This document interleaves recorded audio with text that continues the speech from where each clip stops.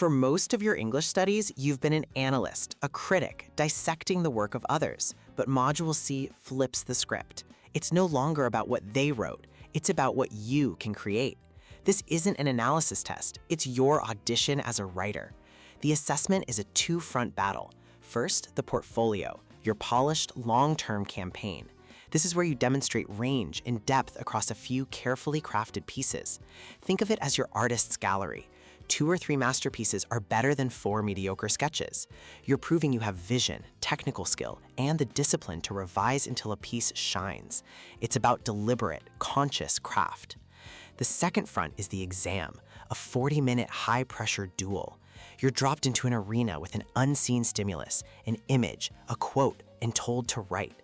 Success isn't about having a pre-written story. It's about having a pre-practiced process.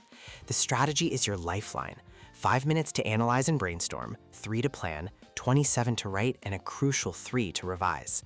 It tests your creative reflexes, your ability to think and create under fire. But the secret weapon in both battles is the reflection. This is where you prove you're not just a writer, but a craftsman.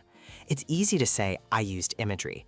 A top-tier response explains why you chose a specific metaphor, how it serves your purpose, and what writers influence that choice. This is where you articulate your vision. It transforms you from someone who just writes into someone who understands the craft. Ultimately, Module C is about developing creative confidence. The portfolio demonstrates your depth. The exam proves your flexibility, and the reflection showcases your awareness.